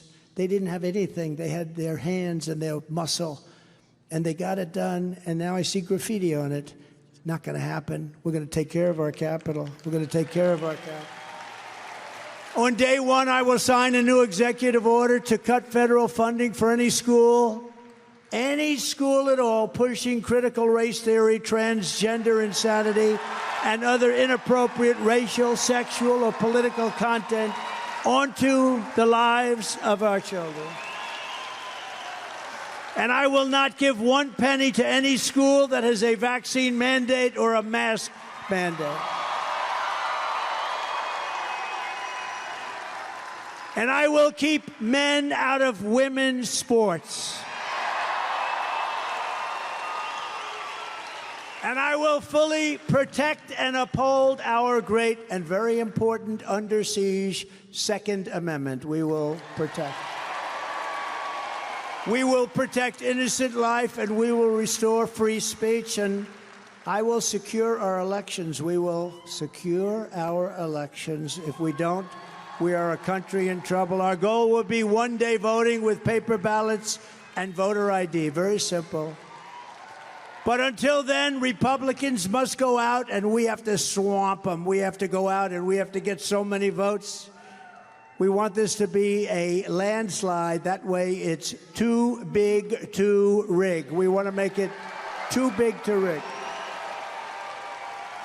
If you took the 10 worst presidents in the history of the United States and added them up, they would not have done near the destruction to our country as Joe Biden and the Biden administration have done. So if you want to save America, then go vote. The Georgia primary is this Tuesday, March 12th, and Georgia could be the state that puts us, look, if we win Georgia, we're going to win the election. Let me put it that way, okay? We have to win Georgia. So get everyone you know, and let's send crooked Joe Biden packing. Let's send him out. So in conclusion, together we are taking on some of the most menacing forces and vicious opponents our people have ever seen. We've never seen anything like it before. But no matter how hateful and corrupt the communists and criminals that we're fighting against are, you must never forget this nation does not belong to them. This nation belongs to you. This is your home. This is your heritage. And our American liberty is your God-given right. From Atlanta to Augusta, from Savannah to Columbus, beautiful Columbus. We just left Columbus, and it's quite a place. And from Athens to right here in Rome, we inherit the legacy of red-blooded American patriots who gave their blood, sweat, and tears to defend our country and defend our freedom. We stand on the shoulders of American heroes who crossed the ocean, settled the continent, tamed the wilderness, laid down the railroads, raised up the skyscrapers, won 2 world wars, defeated fascism and communism, and made America into the single greatest nation in the history of the world.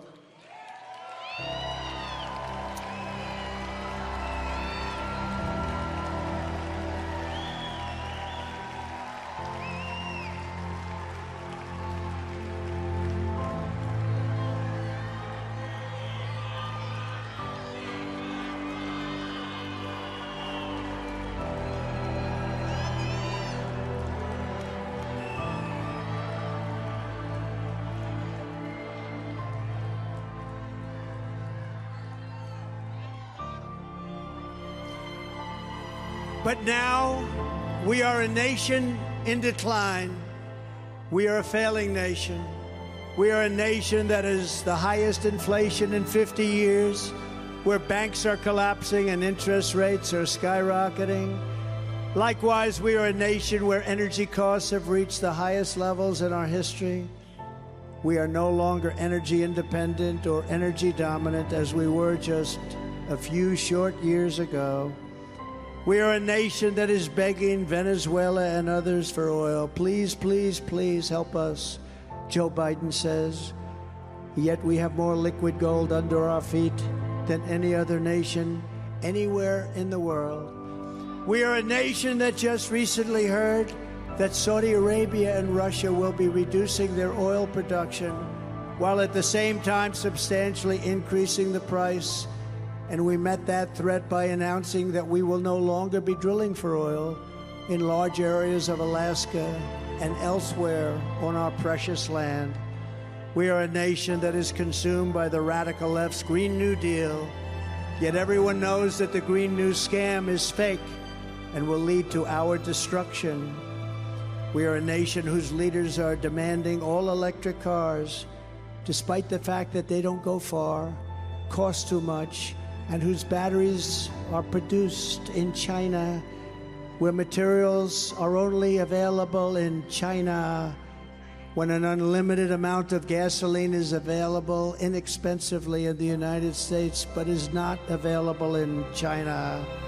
And now we are a nation that wants to make our revered and very powerful army tanks the best anywhere in the world, all electric, so that despite the fact that they also are not able to go far, fewer pollutants will be released into the air as we blast our way through enemy territory in an environmentally friendly way. And they also want to make our fighter jets with a green stamp of energy savings, though losing 15% efficiency, but allowing us to keep our enemy's atmosphere clean of emissions as we viciously and unceremoniously attack them at levels that they have never seen before. Who are these people that would do this to us? Who are these people who would destroy our country? Who are these people who want our country to be destroyed? We are a nation that ended oil exploration and production in the U.S. just as the price of oil reached an all-time high. What other country would do such a foolish thing? What other country would be so self-destructive? Can we be energy independent, even dominant again? Yes, oh yes, and quickly, says President Trump. Yes, oh yes, we can. We are a nation that surrendered in Afghanistan, leaving dead soldiers, American citizens, and $85 billion worth of the finest military equipment in the world behind, and also abandoning Bagram, one of the biggest military bases anywhere in the world, and only 1 hour away from where China makes its nuclear weapons. And we are a nation that allowed Russia and Ukraine to fight, killing hundreds of thousands of people, and it will only get worse. It would never have happened with me as your president, and for 4 straight years, it didn't happen. Likewise, the horrifying attack on Israel would never have happened. They wouldn't even have thought of doing such a thing if President Trump was in the Oval Office. Iran was broke under the Trump administration. They didn't have the money to fund Hamas, Hezbollah, and all of the other instruments of terror that they funded previously. But those sanctions were lifted by a corrupt Biden administration, and now Iran is a rich country again, with $221 billion and another $6 billion that they got for hostages from us, and $10 billion for electricity to Iraq. All compliments of an incompetent Biden administration. They gave them so many compliments, and they gave them so much money. And China, with Taiwan, is next. We are a nation that allows radical left terrorists to violently attack our cities, leaving behind massive destruction and death. And nothing happens to the criminals that do these terrible things. There is no punishment. But when people who love our country protest on January 6th in Washington, they become hostages unfairly imprisoned for long periods of time. We are a third world nation that has weaponized its law enforcement against opposing political party like never ever before has happened in our country. We've got a Federal Bureau of Investigation that won't allow bad election-changing facts to be presented to the public, and which offers $1 million to a writer of fiction about Donald Trump to lie and say it was fact, where Hunter Biden's laptop from hell was Russian disinformation, and the FBI knew it wasn't, but 51 intelligence agents said it was, and a Department of Justice that refuses to investigate egregious acts of voting irregularities and fraud. And we have a man who is totally corrupt and the worst president in the history of our country, who is cognitively impaired and in no condition to lead, and is now in charge of dealing with Russia and possible nuclear war, which would be World War III and far more devastating than any of the previous world wars because of the weaponry that no one even wants to think about. We are a nation that no longer has a free and fair press. Fake news is all you get, and they indeed, oh yes, they are indeed the enemy of the people. They refuse to discuss the Biden crime family, but enjoy covering the false indictments of Donald J. Trump, who has done nothing wrong except win an election that was not supposed to be able to be won. We are a nation where free speech is no longer allowed, and where crime is rampant and out of control like never, ever before. We are a nation that is allowing Iran to build a massive nuclear weapon, and China to use the trillions and trillions of dollars it has taken from us to build a military to rival our own. And less than 3 years ago, we had Iran, China, Russia, and North Korea in check. They respected us. They were afraid of us. They weren't going to do a thing against us, and everyone knows it. And now Russia and China are holding summits to carve up the world. And perhaps most importantly, we are a nation that is no longer admired, respected, or listened to on the world stage. We are a nation that has in many ways become a joke. And we are a nation that is hostile to liberty, freedom, faith, and even hostile to God. We are a nation whose economy is collapsing into a cesspool of ruin, whose supply chain is broken, whose stores are not stocked, whose deliveries are not coming, and whose educational system is ranked at the bottom of every single list. We are a nation that just sold a once great company, United States Steel, to Japan. We are a nation whose stock market's continued success is totally contingent on MAGA winning the next election. That's why it's going up.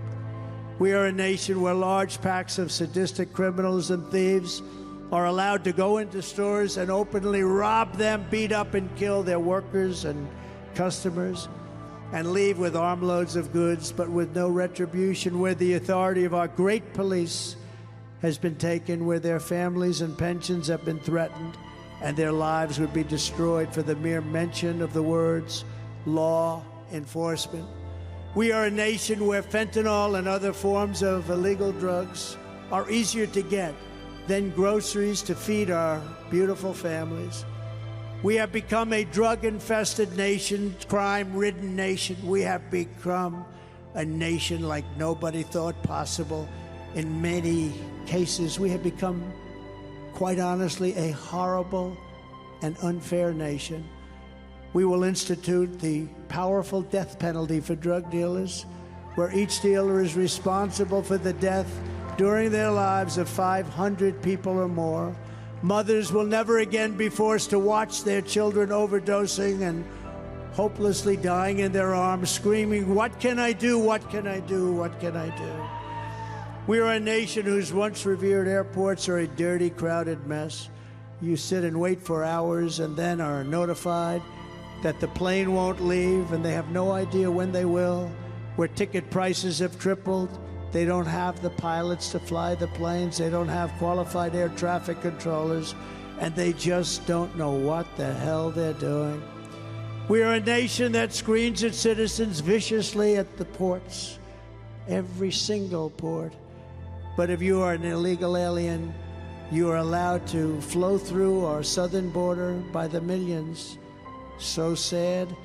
And look what has just happened to one particular great family with a magnificent daughter who is no longer with us. We are a nation that has lost its confidence, its willpower, and its strength. We are a nation that has lost its way, but we are not going to allow this horror to continue. 3 years ago, we were a great nation, and we will soon be a great nation again.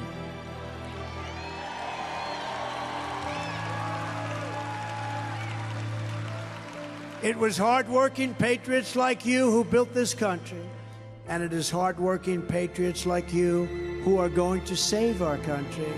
We will fight for America like no one has ever fought before. 2024 is our final battle. With you at my side, we will demolish the deep state. We will expel the warmongers from our government. We will drive out the globalists. We will cast out the communists, Marxists, and fascists. And we will throw off the sick political class. That's what they are. They hate our country. We will rout the fake news media. We'll drain the swamp, and we will liberate our country from these tyrants and villains once and for all.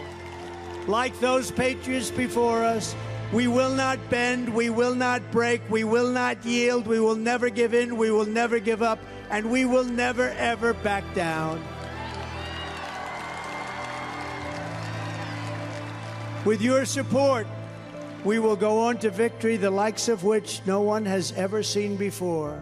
We will evict crooked Joe Biden from the White House, and we will take back our country on November 5th, 2024. It will go down as the most important date in the history of our country.